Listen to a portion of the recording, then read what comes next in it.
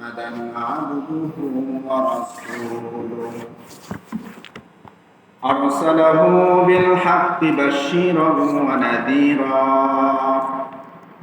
وداعيا إلى الله بإذنه وسراجا وقمرا منيرا أما بعد فقد قال الله تعالى في كلامه المجيد وفي فرقانه الحميد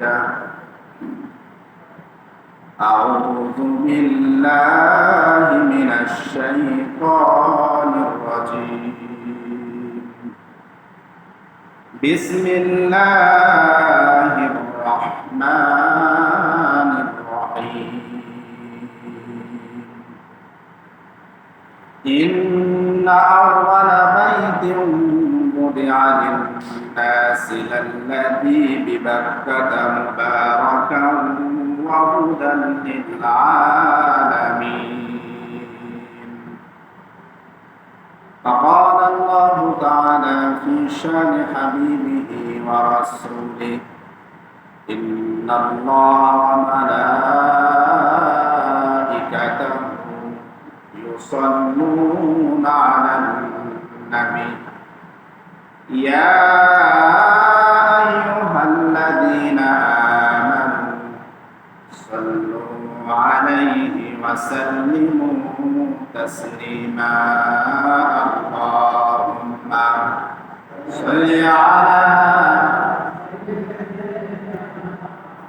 مولانا محمد وعلى آله سيدنا شفيعنا محمد منتجلي হইত আমার কুবাল হাওয়া হয়তো যদি শুভ্র কবুতর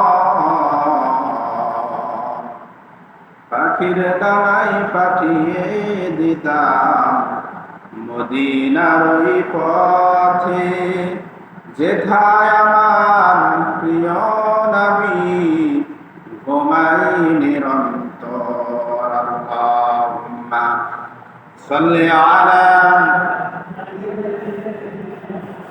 মাওলানা মুহাম্মাদ ওয়া আলা আলিহি সাইয়্যিদিনা মাওলানা মুহাম্মাদ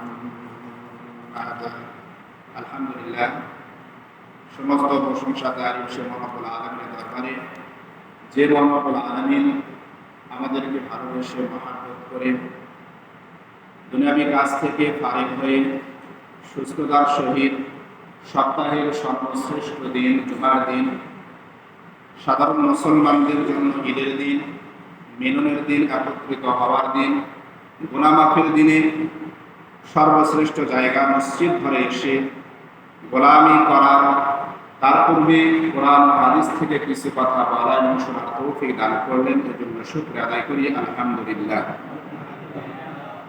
দরুদ পাঠ করছি সেই মহান মানবের প্রতি যার আনিত বিধিবিধান বাস্তবায়ন করা প্রতিটি মুসলমানের জন্য ব্যক্তিগত পর্যায় থেকে শুরু করে আন্তর্জাতিক পর্যায় পর্যন্ত বাস্তবায়নের চেষ্টা করা চেষ্টারত থাকা ফরজ, যার কারণে কাল কিয়ামতের দিন হাসরের ময়দানে অগণিত জাহান্নামীদেরকে জাহান্নাম থেকে বের করে জান্নাতে প্রবেশ করাবেন সুবহানাল্লাহ।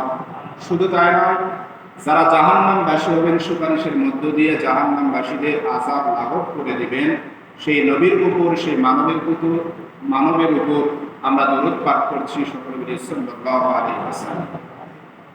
আপনারা সবাই কেমন আছেন?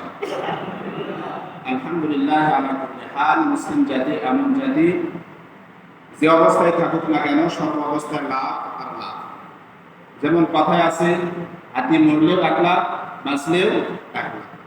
মুসলমান যে অবস্থায় থাকুক না কেন সর্ব অবস্থায় মুসলমানের জন্য কল্যাণ রেখে দিয়েছেন কি আল্লাহ তাআলা।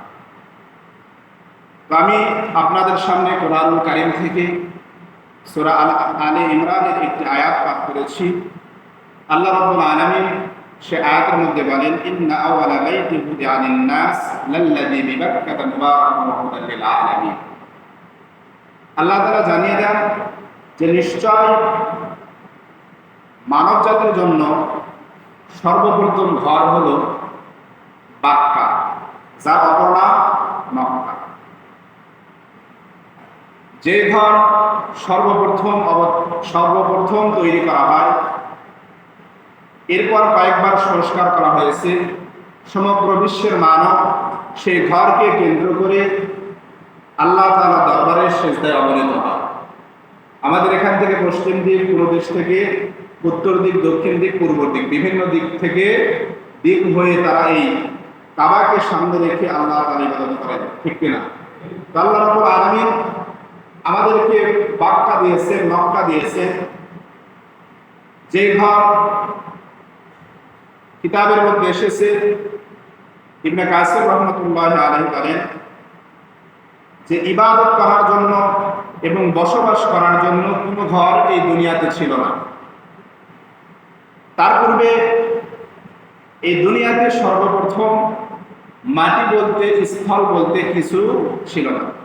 আল্লাহ রাব্বুল আলামিন আদম হাওয়া আলাইহিস সালামকে সৃষ্টি করলেন। আল্লাহ তাআলার কুদরতে, আল্লাহ তাআলার ইচ্ছায় হাওয়া আলাইহিস সালাম আদম আলাইহিস সালামকে দুনিয়াতে প্রেরণ করলেন। যদি এই দুনিয়াতে শুধু পানি থাকে, স্থল না থাকে, তাহলে মানুষ হিসাবে এখানে বসবাস করা যাবে? তো আল্লাহ রাব্বুল আলামিন এই জমিন সৃষ্টি করলেন কিভাবে? এই কাবা যেখানে রয়েছে, কাবার তলদেশে আল্লাহ তাআলা ভুট ভুট করে পানি উতলাতে লাগলেন আল্লাহর হুকুমে। ওই পানি উতলাতে থাকার কারণে, ভুট ভুট করার কারণে ওই পানি থেকে ফেনা হলো। ওই ফেনাকে আল্লাহ তাআলার কুদরত দ্বারা শক্ত করলেন, জমিন সৃষ্টি করলেন। সুবহানাল্লাহ। তাহলে এই পৃথিবীর সর্বপ্রথম জমিনের অংশ, স্থল হিসাবে কাবা ঘরের মাটিকে আল্লাহ তাআলা তৈরি করেছেন। সেখান থেকে আস্তে আস্তে সমগ্র পৃথিবীর এই জমিনে যতগুলো স্থল রয়েছে, আল্লাহ তাআলা সেই স্থলগুলো তৈরি করেছেন। তো জমিনের মাটির দিক থেকে সর্বপ্রথম তৈরিকৃত মাটি হলো এই কাবা শরীফের মাটি। আবার এই আল্লাহ তাআলা যে বান্দাকে ইবাদত করার জন্য ঘর দিয়ে দিলেন, সমগ্র পৃথিবীর মধ্যে যতগুলো বাইতুল্লাহর অংশ রয়েছে, বাইতুল্লাহ রয়েছে, আল্লাহর ঘর রয়েছে, তার মধ্যে সর্বপ্রথম ঘর হলো বাক্কা। আল্লাহ রাব্বুল আলামিন এই আয়াত যখন নাযিল করেন, এই যে বাইতুল মুকদ্দাস, যে মাক্কাস নিয়ে, ফিলিস্তিনের মসজিদ নিয়ে, মসজিদুল আকসা নিয়ে ইহুদি, খ্রিস্টান, বিধর্মী, মুসলমান দ্বন্দ্ব লেগেই আছে। দ্বন্দ্ব লাগার একটা কারণ কি? মেন পয়েন্ট হলো একটাই, যে ওই মসজিদুল আকসা মুসলমানের কাছেও প্রিয়, ইহুদিদের কাছেও প্রিয়, খ্রিস্টানদের কাছেও প্রিয়। যতগুলো ধর্ম রয়েছে, হিন্দু বলেন, বৌদ্ধ বলেন, এগুলো তো আল্লাহ তাআলা প্রেরিত কোনো ধর্ম নয়। কিন্তু খ্রিস্টান, একজন নবী এসেছিলেন ঈসা আলাইহিস সালাম। ইহুদি তাওরাত গ্রন্থ নিয়ে এসেছিলেন একজন নবী, মুসা আলাইহিস সালাম। তো এইভাবে নবী এসেছেন, কিতাব এনেছেন। কিতাবের মধ্যে দিক নির্দেশনা ছিল যে সর্বশেষ নবীর উপর ঈমান আনয়ন কর। কিন্তু ইহুদিরা সেটা মানে নাই, খ্রিস্টানরা সেটা মানে নাই, নাসারা সেটা মানে নাই। কিন্তু তারা যে যাকে নবী বলে মানে, ঈসা বলেন, ঈসা আলাইহিস সালাম বলেন, মুসা আলাইহিস সালাম বলেন, সকল নবী তো আল্লাহ তাআলা প্রেরিত নবী রাসূল, ঠিক কিনা? তো সকল নবী রাসূল হিজরত করেছেন, নামাজ আদায় করেছেন বাইতুল মাকদাসে, মসজিদুল আকসায়। এ কারণে খ্রিস্টানরা বলে যে এখানে আমাদের নবী এসেছিল, সুতরাং আমরা এই মসজিদুল আকসা দখল করব। মুসলমানরা বলে এটা ইহুদি, খ্রিস্টান যতগুলো ধর্ম রয়েছে তারা এই দাবি করেন, কিন্তু দাবি কার সত্য? একেবারে মুসলমানদের জন্য সত্য। কারণ কোরআন এসেছেন সমগ্র আসমানি গ্রন্থের সারসংক্ষেপ, সামারি হিসাবে আল্লাহ তাআলা কোরআনকে দিয়েছেন। জোরে বলেন সুবহানাল্লাহ। তো একদিন মক্কার বুকে ইহুদি এবং এই মুসলমান, কুরাইশ বংশের যারা মুসলমান ছিল, তাদের মধ্যে দ্বন্দ্ব লেগেছে। যে ইহুদিরা বলে যে বাইতুল মাকদাস এটাই সর্বপ্রথম তৈরি করা হয়েছে। এই কুরাইশের মুসলমান বলে যে বাইতুল্লাহকে সর্বপ্রথম তৈরি করা হয়েছে।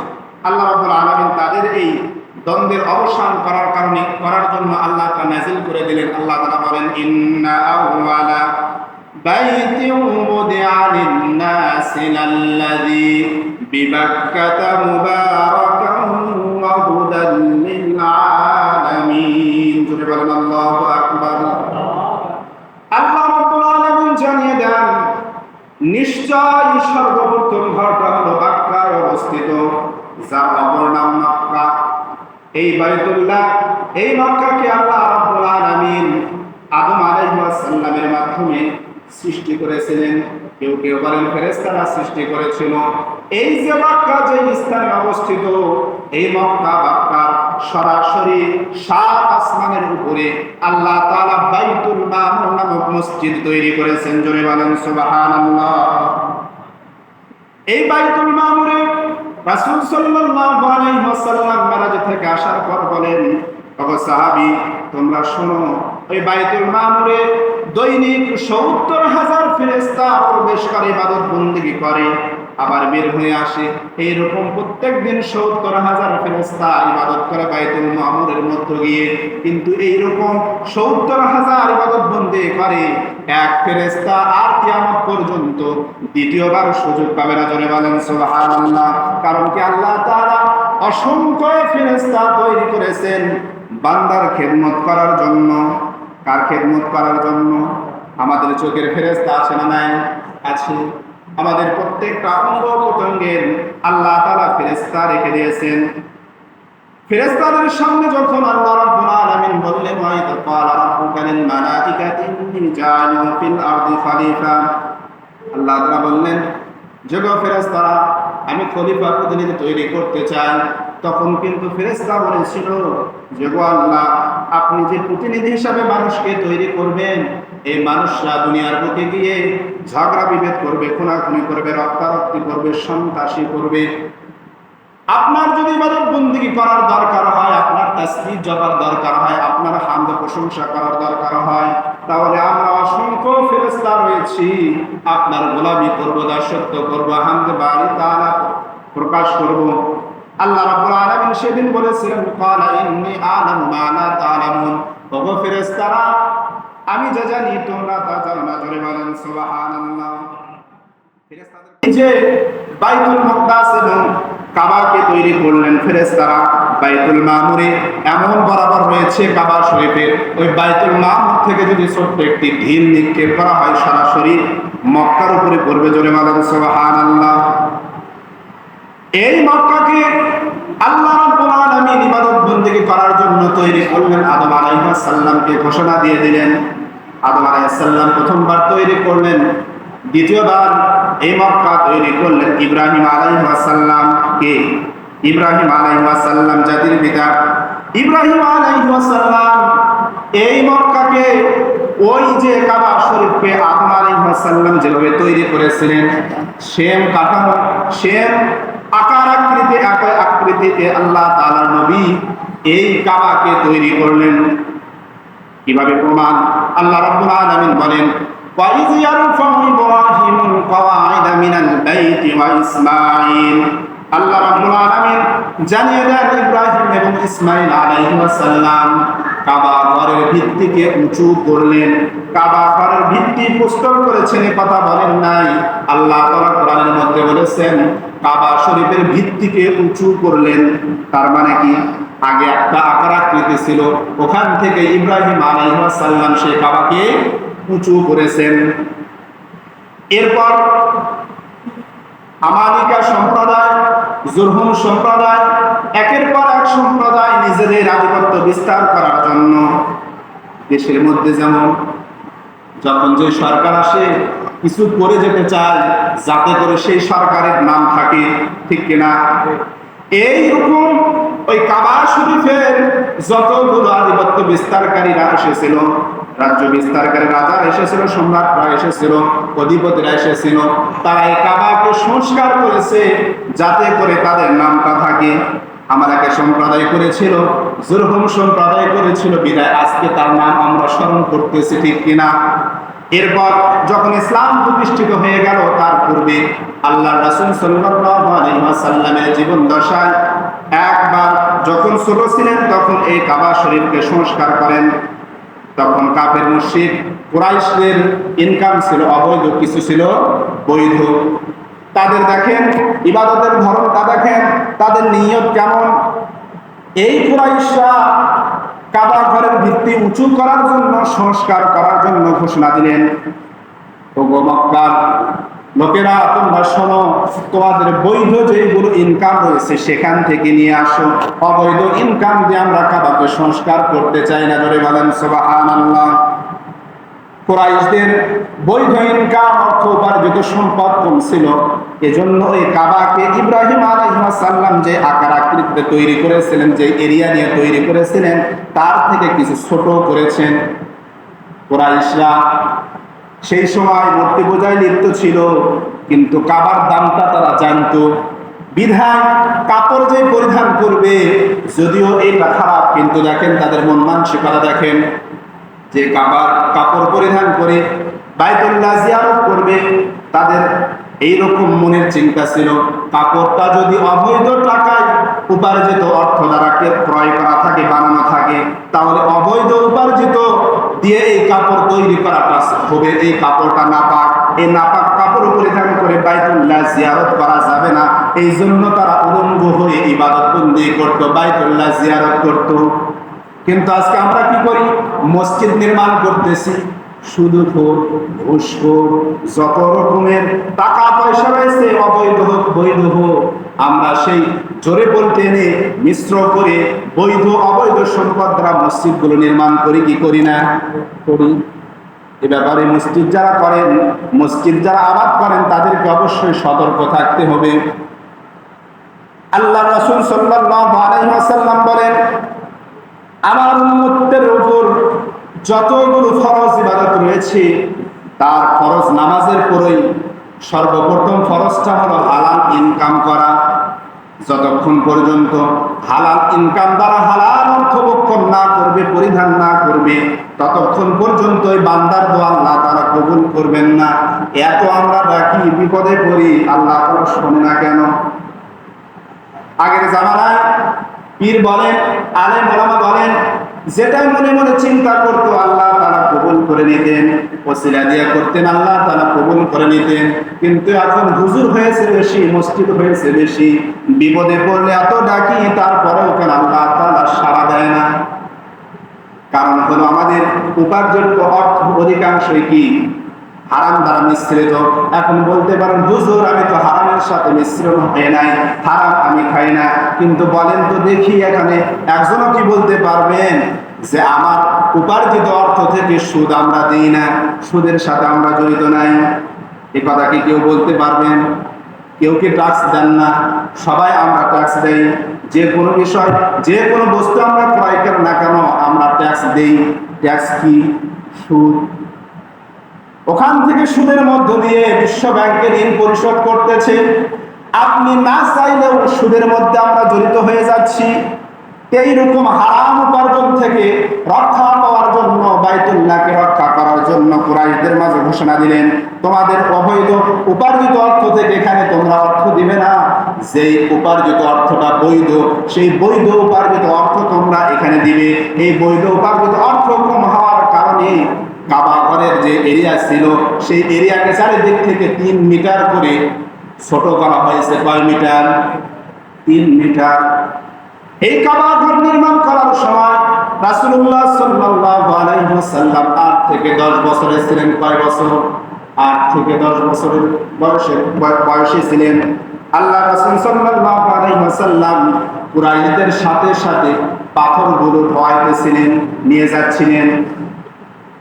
একজন বয়োবৃদ্ধ লোক, বয়োজ্যেষ্ঠ লোক মুহাম্মদ সাল্লাল্লাহু আলাইহি ওয়াসাল্লামকে বললেন, ওগো মুহাম্মদ, তোমার তো এরকম পাথর নিয়ে যেতে কষ্ট হচ্ছে, তোমার যে কাপড় পরিধান করে আসো, এই কাপড়টা খোলো, একদিকে আমি একটু গিরো দিয়ে দিব, গিট্টো দিয়ে দিব, যাতে করে তুমি এখানে এর ভিতর করে বেশি বেশি তুমি পাথর নিয়ে যেতে পারো।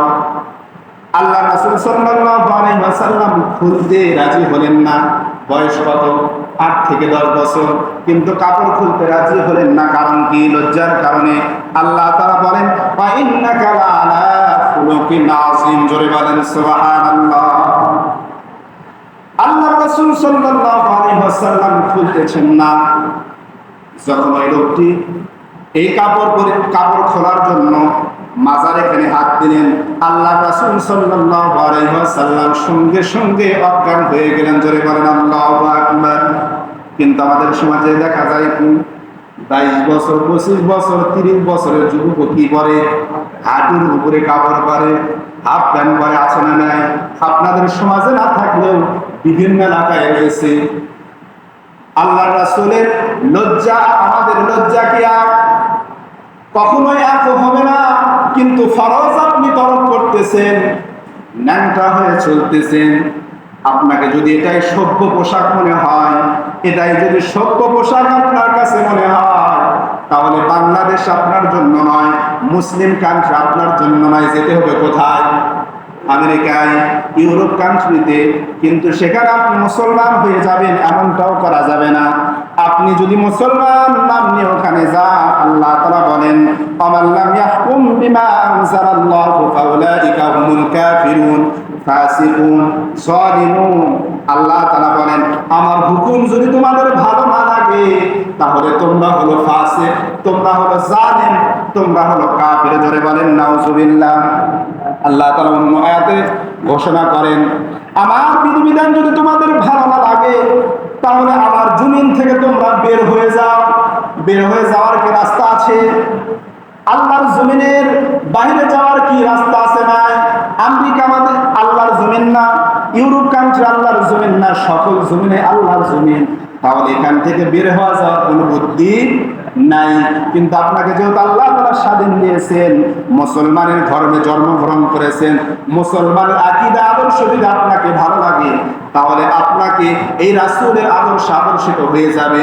নচেত আপনি মুসলমান থেকে খারিজ হয়ে যান, ইহুদি খ্রিস্টানদের কৃষ্টি কালচার আপনি পালন করেন, আপনার দ্বারা ইসলামের কোনো ক্ষতি হবে না। আল্লাহ রাসূল সাল্লাল্লাহু আলাইহি ওয়াসাল্লামের হাতে বাইআত গ্রহণ করেছেন, মুসলমান হয়েছেন। অধিকাংশ কাফির মুশরিকরা আল্লাহ রাসূলের আচরণ দেখে, আদর্শ দেখে। কিন্তু এখন আমাদের কি হয়? মুসলমানের মধ্যে ভেদাভেদ বেশি। আল্লাহ রাব্বুল আলামিনের এই বাইতুল্লাহ তৈরি করলেন আমালিকা সম্প্রদায়, জুরহুম সম্প্রদায়। এরপর কুরাইশরা তৈরি করলেন। আল্লাহ রাসূল সাল্লাল্লাহু আলাইহি ওয়াসাল্লাম মা আয়েশাকে ডেকে বলেন, ও আয়েশা, আমার ইচ্ছা হয় এই কুরাইশরা যে আকার আকৃতিতে, যেই গঠনে, যে এরিয়া নিয়ে কাবা ঘর তৈরি করেছেন, আমার ইচ্ছা হয় তোমার কওম যদি মুসলিম না হতো, তোমার কওম যদি ভুল না বুঝতো, তাহলে আমি এই কাবার আকার আকৃতি গঠনকে ইব্রাহিম আলাইহিস সালামের আকার আকৃতিতে গঠন করে দিতাম। জোরে বলেন সুবহানাল্লাহ। আল্লাহ রাসূল মনোবাসনা করেছেন, কিন্তু বাস্তবায়ন করে নাই। কি জন্য? ফিতনা হবে। আল ফিতনা তাশাদ্দু মিনাল কত। হত্যার চাইতে ফিতনা জঘন্যতম। আল্লাহ রাসূল ফিতনা সৃষ্টি করবেন না, এজন্য কাবা ঘরকে কুরাইশ দ্বারা যেভাবে তৈরি করেছেন সেভাবেই রেখে দিলেন। কিন্তু বর্তমানে ফিতনা ফাসাদ বেশি না কম? বেশি। এখান থেকে বের হয়ে আসতে হবে। এরপরে যখন ইসলাম প্রতিষ্ঠিত হয়ে গেল, জুবাইর রাদিয়াল্লাহু তাআলা আনহু, আব্দুল্লাহ ইবনে জুবাইর, যিনি মা আয়েশা রাদিয়াল্লাহু তাআলা আনহার ভাগ্নি ছিলেন, এই আব্দুল্লাহ ইবনে জুবাইর রাসূল সাল্লাল্লাহু আলাইহি ওয়াসাল্লামের মনের কথা জানতেন। মা আয়েশার কাছ থেকে শুনেছেন, খালার কাছ থেকে শুনেছেন। জুবাইর, আব্দুল্লাহ ইবনে জুবাইর রাদিয়াল্লাহু তাআলা আনহু ইব্রাহিম আলাইহিস সালামের আকার আকৃতিতে ইব্রাহিম আলাইহিস সালাম যেভাবে তৈরি করেছেন সেভাবে করলেন। এই কাবা ঘরকে প্রশস্ত করে দিলেন, 3 মিটার বৃদ্ধি করে দিলেন। এরপরে হাজ্জাজ বিন ইউসুফ, যে কোরআনে নকশা দিয়েছে, হরকত দিয়েছে, হাজ্জাজ বিন ইউসুফ রাজনৈতিক প্রতিহিংসায় এই তার নামটা ধরে রাখার জন্য বাইতুল্লাহ সংস্কার করলেন, ভেঙে দিলেন। দেওয়ার পর বাইতুল্লাহকে আবার কুরাইশরা যেভাবে তৈরি করেছেন এভাবে তৈরি করলেন। এরপর ইমাম মালিক রাহমাতুল্লাহি আলাইহি পরবর্তী হারুনুর রশিদ খলিফা হারুনুর রশিদ যখন আসলেন, তিনি রাসূল সাল্লাল্লাহু আলাইহি ওয়াসাল্লামের যে মনোবাসনা ছিল সেইভাবে তৈরি করার জন্য যখন ঘোষণা দিলেন, ইমাম মালিক রহমাতুল্লাহ আলাইহি বললেন যে গো বাদশাহ, আপনি কাবা ঘর ভাঙবেন করবেন, আপনার পরবর্তীতে বাদশাহ আসবে তারাও ভাঙবে আর করবে, এটার দ্বারা কি হবে? কাবা শরীফের মান মর্যাদা আপনার ধূলিসাৎ হয়ে যাবে, কমে যাবে। আপনি এই কাজ করেন না। ইমাম মালিক রহমাতুল্লাহ আলাইহি কি জন্য মাসলা দিলেন? ফতোয়া দিলেন যাতে করে এখানে ফিতনা না হয়। এজন্য ইসলামের ক্ষেত্রে, ইসলামের বিধিবিধানের ক্ষেত্রে অনেক মাসলা রয়েছে। দেখবেন ইউটিউবে শুনবেন এক মাসলা, মসজিদের ইমাম সাহেবের সামনে শুনবেন আরেক মাসলা, বক্তার ওয়াজের প্যান্ডেলে শুনবেন আরেক মাসলা। এরকম নাই? ফতোয়া বিভিন্ন রকমের রয়েছে, কিন্তু নাই ফতোয়া নিয়ে বাড়াবাড়ি করা যাবে না। ওয়াতাসিমু বিহাবলিল্লাহি জামিআন ওয়া লা তাতাফাররাকু, তোমরা আল্লাহর মেন রজ্জুকে, মেন রশিকে তোমরা আঁকড়ে ধরো। ওই ইউটিউবে যে সব বক্তারা মাসআলা দেয়, তারাও 5 ওয়াক্ত নামাজের কথা বলে। ওয়াজের প্যান্ডেলে যারা বক্তৃতা দেয়, তারাও 5 ওয়াক্ত নামাজের কথা বলে, আর আল্লাহর কথা বলে। ইমাম সাহেব যে কথা বলে, ইমাম সাহেবও কিন্তু 5 ওয়াক্ত নামাজের কথা বলে, আল্লাহর কথা বলে, ইসলামের কথা বলে। তাহলে ভেদাভেদ কিসের? ভেদাভেদ এই জন্যই, ফিতনা ফাসাদ করার মধ্য দিয়ে যাতে মুসলমানের মধ্যে বিভেদ তৈরি হয়।